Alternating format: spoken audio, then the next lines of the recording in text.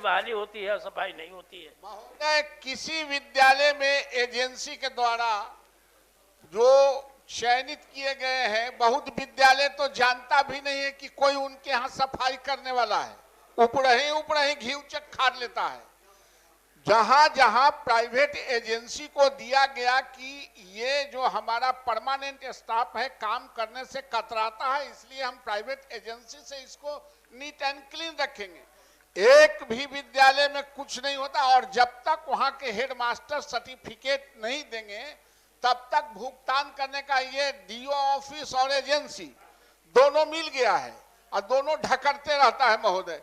वही नहीं, आज इतने बड़े रहता है, ढकरते रहता है खाके करते रहता है महोदय। आज आप देखिएगा बड़ा बड़ा इंफ्रास्ट्रक्चर बनाई है सरकार, वो सब डस्टिंग के बगैर खराब हो रहा है और यही स्थिति हॉस्पिटलों में भी है। इसलिए महोदय इसको बिना हेडमास्टर के नो ऑब्जेक्शन दिए भुगतान करने का सवाल नहीं हो सकता है। एक हास्यास्पद ये कितना है जो कि शिक्षक को सर्विलांस पर रखा जाता है, 5 मिनट के लिए इधर उधर जाएंगे तो पटने से कमांड सेंटर है, कंट्रोल एंड कमांड सेंटर।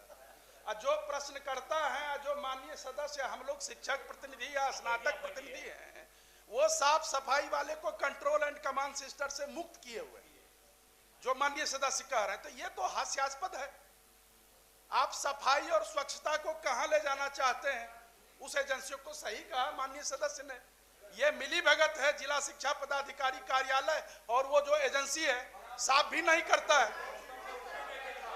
चलिए अब वो सब कमाने खमाने का सेंटर बना कर रखे हैं।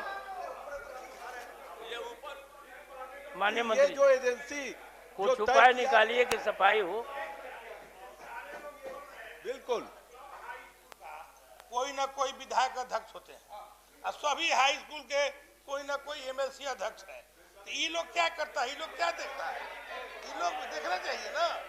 अभी ठीक अभी दिनेश बाबू ठीक पकड़े हैं। प्रधानाध्यापक का मामला है, गवर्निंग बॉडी का मामला नहीं है। बैठिए मामला नहीं है। ये अगर विधायक को उसमें रखा जाता तो वो भी दुरुस्त हो जाता, लेकिन ये एजेंसी और जिला शिक्षा पदाधिकारी कार्यालय और यहाँ सचिवालय निदेशालय का मामला है, इसमें कहीं भी विधायक नहीं आते। ठीक है। माननीय मंत्री जी बोलिए। आप लोग बोलिएगा कि मंत्री जी को भी बोलने दीजिएगा। माननीय सभापति महोदय, जो माननीय सदस्य ने एक बात कही कि शिक्षक पर नियंत्रण रखा जाता है, तो वो नियंत्रण रखना तो बहुत ज़रूरी है। आखिर समय पर नहीं आते थे, इसीलिए तो स्वतः तो सब लोग आते नहीं थे, इसलिए इस तरह की व्यवस्था करनी पड़ी टेक्नोलॉजी युक्त, जिसमें शिक्षकों को समय पर आना पड़े। हम कह सकते हैं कि 90-95% शिक्षक आज 5,87,000 में समय पर आते हैं, जिसके कारण पढ़ाई, आप हमारी बात तो सुन लें।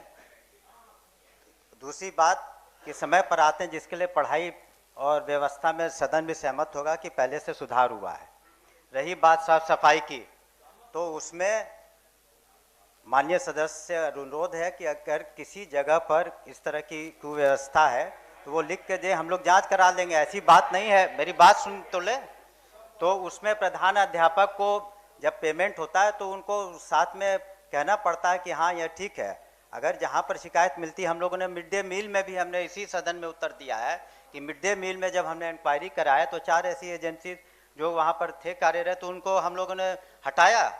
तो ऐसी बात नहीं है कि कोई वो आंकड़ा भी दे देंगे जिसमें बहुत सारे जो जांच, ये जो सफाई की एजेंसी हटे भी हैं, ऐसी बात नहीं है कि उसमें हटे नहीं है, उनको हटाया भी गया है। तो अगर कहीं पर आपको शिकायत होती है, और जहाँ तक प्रबंधन समिति का बात है, तो निश्चित रूप से प्रबंधन समिति के अध्यक्ष माननीय सदस्य होते हैं, एमएलसी होते हैं, एमएलए होते हैं। तो अपने जब आप स्कूल में जाते हैं और अगर आपने किसी तरह की कोई कमी पाई है, तो जिस तरीके से आप इतनी चिट्ठियाँ लिखते हैं वेतन विसंगति का या स्थानांतरण का, तो आपसे अनुरोध होगा कि आप उसके बारे में भी जिक्र कर दें। तो हमें कोई आपत्ति नहीं है कि उसमें जांच करा लें, लेकिन ये बात है कि कई जगहों पर शिकायत मिली और कई जगहों पर एजेंसीज को हटाया गया। और जहाँ तक माननीय सभापति महोदय आपका जो सुझाव था कि क्यों नहीं उनको डायरेक्ट सरकार से ही रख लिया जाए, तो उस पर हम लोग विचार करेंगे। आपका सुझाव स्वागत योग्य ज़रूर है, लेकिन उस पर हम लोग पूरी तरीके से विचार कर लेंगे कि किसका क्या वे आउट होगा। तत्काल इस पर निर्णय लेना उचित नहीं होगा, लेकिन इस पर आपने जो अपना विचार रखा है वो बिल्कुल हमने एक विचार रखा, जी, निर्णय लेने उस पर के लिए हमने- नहीं, लेकिन आपका विचार जो है स्वागत योग्य है और हम लोग ज़रूर उस पर गहराई से करेंगे। हम भी चाहते हैं, विभाग भी चाहता है कि ये जो हमारे सरकारी स्कूल का रूपरेखा, इतने पैसे लग रहे हैं कि जो हम लोगों ने इंफ्रास्ट्रक्चर में दे रखा है, क्लासों में दे रखा है, बाकी सुविधाएं दे रखी हैं, तो उसको भी हम लोग कोशिश करेंगे। और कोशिश करेंगे कि हमारे अभी फ़िलहाल जो सफाई कर्मी हैं, जिस तरीके से अटेंडेंस अपना बना रहे हैं, माननीय शिक्षक गण जितने लोग हैं, तो उनको भी हम लोग उस परिधि में लाने का कोशिश करेंगे कि कम से कम वहाँ पर निश्चित रूप से वो सुझाव अच्छा था, उनको भी हम लोग जरूर करेंगे कि अपना अटेंडेंस की। महोदय एक मिनट, बस एक मिनट महोदय, बस एक बात, एक इनपुट है, बस एक इनपुट है मेरा इसमें, बस एक सेकंड के लिए बोल महोदय। हमारा ये कहना है महोदय, बस एक मिनट के लिए मेरा ये कहना है कि जब तक ये व्यवस्था कायम नहीं होती है, जब तक आपने जो बताया, आपने जो सुझाया वो बहुत स्वागत योग्य है, लेकिन जब तक ये व्यवस्था कायम नहीं होती है तब तक उसका पेमेंट जो है आप स्कूल से करवा दीजिए, माननीय मंत्री जी करवा दें। तो आप स्कूल में रिस्पॉन्सिबिलिटी जो है तय करते हैं प्रिंसिपल पर कि आप रिस्पॉन्सिबल हैं, तो आप जब वो व्यवस्था करवा देंगे तो आप रिस्पॉन्सिबिलिटी फिक्स भी करते हैं तो कोई दिक्कत नहीं है। स्कूल से तो करना ही है, कराया जाएगा। हाँ, ये अटेंडेंस वाला ठीक। अब प्रश्नोत्तर काल समाप्त हुआ। जिन प्रश्नों के उत्तर प्राप्त है उसे सदन पर रख दिया जाए। सचिव अभी देखिए दूसरा कार्य शुरू है। का इवैल्यूएशन होगा और एग्जामिनर लिस्ट सर्कुलेट हो गया बिहार विद्यालय परीक्षा समिति। अभी बड़ी संख्या में विभाग ने बीपीएससी के माध्यम से प्रधानाध्यापकों की नियुक्ति की और वह प्रधानाध्यापक जो बीपीएससी के माध्यम से उसका कैडर बढ़िया कैडर है, सबको को एग्जामिनर बना दिया गया है और नियोजित विशिष्ट और विद्यालय अध्यापक को हेड एग्जामिनर बनाया गया। इसका करेक्शन होना चाहिए, चूंकि 2 तारीख से मैट्रिक की परीक्षा जी माननीय मंत्री अब नहीं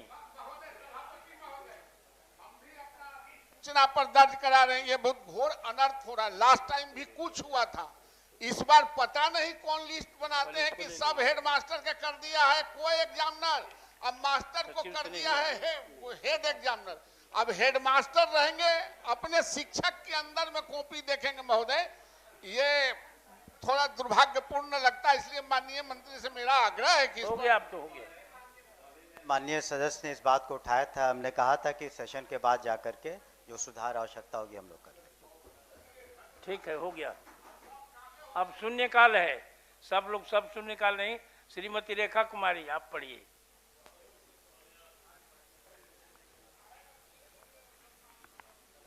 सभापति महोदय, सीतामढ़ी माइक दो ना।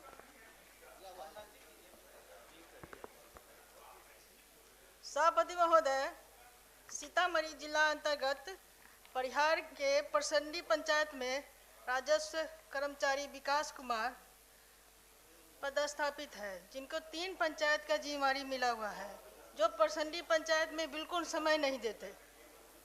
से परिमार्जन, दाखिल खारिज एवं राजस्व से संबंधित कार्य का निष्पादन नहीं हो पाता है।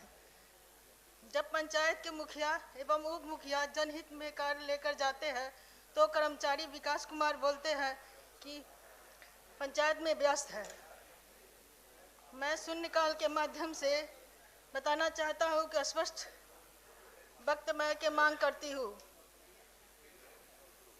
ठीक, और कुछ बोलना है? हो गया, ठीक है। बाकी सभी जो विकास कुमार है उनको बोला जाए कि पंचायत में सही से काम करे। ठीक, वो दिन तय कर लेंगे किस पंचायत में। ये माननीय मंत्री उसको, माननीय मंत्री को जी ठीक ठीक ठीक ठीक ये ठीक है, हो गया। अब जो है जितना भी ये है शून्यकाल है, सबको पढ़ा हुआ समझा जाए और इसको शून्यकाल समिति को सुपुर्द किया जाता है। सचिव महोदय, बिहार विधान परिषद की प्रक्रिया एवं कार्य संचालन नियमावली के नियम 157 के अनुसरण में मैं बिहार विधानसभा द्वारा दिनांक 26 फरवरी 2026 की बैठक में यथापारित 1. बिहार सचिवालय सेवा संशोधन विधेयक 2026, 2. बिहार सूक्ष्म वित्त संस्थाएं धन उधार विनियमन एवं प्रपीड़क कार्रवाई निवारण विधेयक 2026, 3. बिहार निजी व्यावसायिक शैक्षणिक संस्थान नामांकन विनियमन एवं शुल्क निर्धारण विधेयक 2026, 4. बिहार अधिवक्ता कल्याण निधि संशोधन विधेयक 2026, 5. बिहार जन विश्वास प्रावधान संशोधन विधेयक 2026 एवं 6. बिहार राज्य मदरसा शिक्षा बोर्ड संशोधन विधेयक 2026 की एक प्रति सदन की मेज पर रखता हूं। ठीक, विधेयक पर सभी संशोधन 1-15 तक लिए जाएंगे, अपराह्न तक लिए जाएंगे।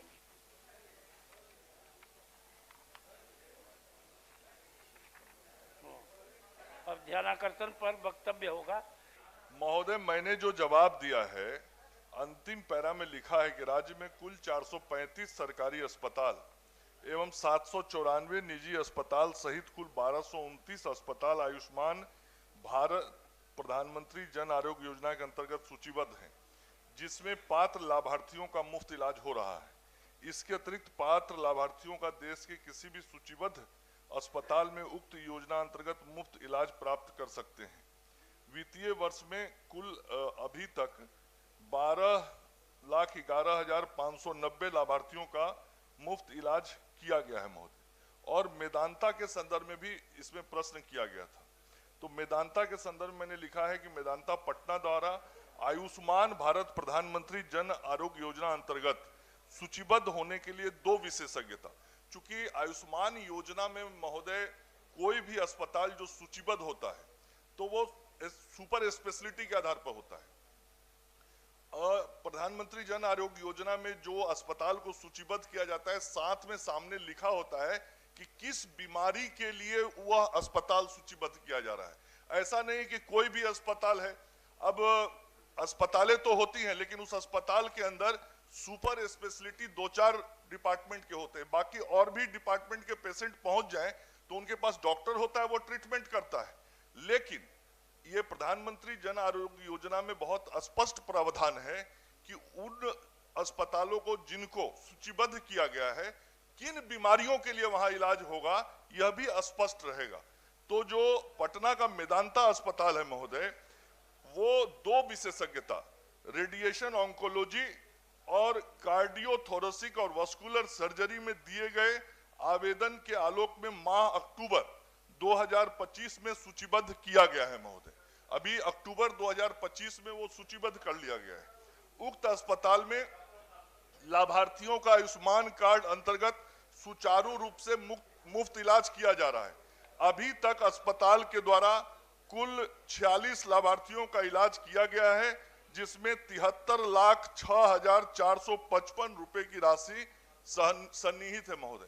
तो मैं ये स्पष्ट करना चाहता हूं माननीय सदस्यों को कि मेदांता अस्पताल का मतलब ये नहीं हुआ कि कोई भी बीमारी का हम इलाज कराने वहां पहुंच जाएं और हमारे पास पीएमजे योजना का कार्ड है तो सभी बीमारियों का इलाज वहां मुफ्त होगा।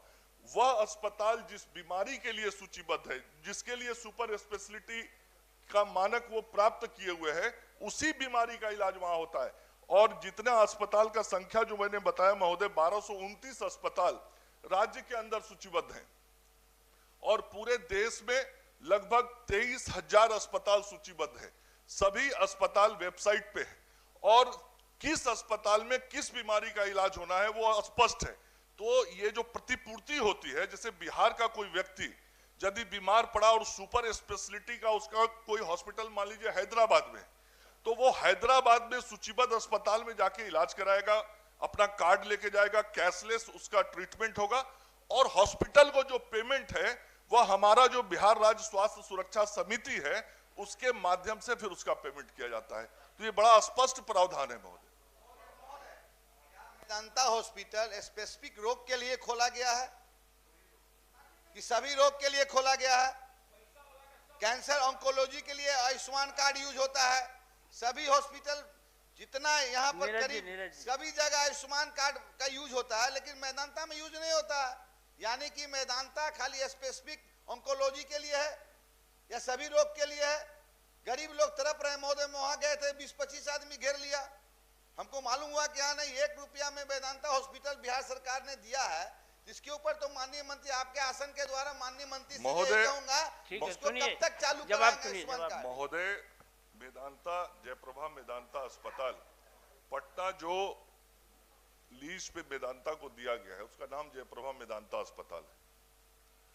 उस अस्पताल के साथ जब इकरारनामा हुआ बिहार की सरकार का, तो उस इकरारनामा में स्पष्ट प्रावधान है कि अस्पताल के अंदर जो 1/4 सैया होगी, वो सैया राज्य के अस्पतालों के द्वारा रेफर्ड पेशेंट के लिए वहां ट्रीटमेंट उसका होगा। आज अभी 400 बेड का वो अस्पताल काम कर रहा है। मुझे उम्मीद है कि अगले महीने में वो अस्पताल 500 बेड का हो जाएगा। तो आज 400 बेड में 100 बेड गरीब लोगों के लिए आरक्षित है। और जो हमारे मेडिकल कॉलेज हॉस्पिटल से पेशेंट रेफर होते हैं, चूंकि ये सुपर स्पेशलिटी का अस्पताल है और सुपर स्पेशलिटी के लिए जो डिपार्टमेंट है यहाँ पे, उन विभागों में मेडिकल कॉलेज हॉस्पिटल से रेफर्ड पेशेंट आते हैं। राज्य के 10 सदर अस्पताल जहां मेडिकल कॉलेज नहीं है, उन 10 सदर अस्पतालों को भी सूचीबद्ध किया गया है। वहां से जो रेफर्ड पेशेंट आता है उनका इलाज होता है।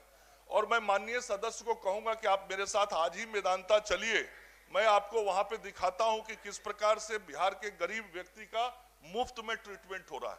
महोदय, समझना पड़ेगा, ये दोनों योजना अलग अलग है। प्रधानमंत्री जन आरोग्य योजना अलग है, आयुष्मान कार्ड योजना अलग है, और बिहार सरकार से इकरारनामा के अनुसार जो जयप्रभा मेदांता अस्पताल को 1/4 बेडों पे मुफ्त इलाज करना है, वो इकरारनामा अलग है। और दोनों के प्रावधान जो हैं, उन प्रावधानों के तहत उपचार वहां किया जाता है। महोदय, मुझे लगता है माननीय सदस्यों को ऐसा लगता है कि बिहार की सरकार ने जमीन दिया है तो सभी योजनाएं एक ही प्रावधान के अनुसार चलेंगी, ऐसा नहीं है। प्रधानमंत्री जन आरोग्य योजना भारत सरकार की योजना है और बिहार में भी मुख्यमंत्री जन आरोग्य योजना के तहत हम लोग वैसे ही सुविधा उन लोगों को भी देते हैं जिनको हम प्रधानमंत्री जन आरोग्य योजना की सुविधा देते हैं। तो उसके जो प्रावधान है, उन प्रावधानों के तहत वैसे सूचीबद्ध अस्पतालों में ट्रीटमेंट किया जाता है। और बिहार के गरीब लोगों के लिए जो जयप्रभा मेदांता अस्पताल में 1/4 बेड का प्रावधान है, उसका ट्रीटमेंट उसके प्रावधान के अनुसार किया जाता है। हो गया। अब महोदय खाया पिया कुछ नहीं, गिलास थोड़ा ठना। बताइए, आयुष्मान कार्ड प्रधानमंत्री जी का ये ड्रीम प्रोजेक्ट है। अगर मेदांता जैसा हॉस्पिटल में आयुष्मान, तो मैं माननीय मंत्री से जानना चाहता हूं कि पूरे बीमारी का आयुष्मान कार्ड का मेदांता में कब तक हो जाएगा? मैं माननीय मंत्री से मांग करता हूं। देखिए, अस्पताल, किसी भी अस्पताल प्रबंधन को ये दबाव नहीं दिया जा सकता कि आपके यहाँ क्या क्या सुपर स्पेशलिटी होगा। मैंने बताया कि वहां पे रेडिएशन ऑन्कोलॉजी और कार्डियोथोरेसिक वास्कुलर सर्जरी, ये 2 सुपर स्पेशलिटी का ट्रीटमेंट वहां पे हो रहा है। और इसकी स्वीकृति अभी पिछले ही वर्ष महोदय अक्टूबर के महीने में दी गई है। पिछले 5 महीने के अंदर इस मद में 73 लाख रुपए का भुगतान भी किया गया है महोदय। तो ये तो गरीबों का ही इलाज हो रहा है, उसी योजना के तहत इलाज हो रहा है। और भारत की सरकार ने जो लगभग 1800 प्रकार की बीमारियों का प्रावधान किया है और उसके लिए जो मार्गदर्शन, जो दिशा निर्देश तय किया है, उसकी अवहेलना हम नहीं कर सकते।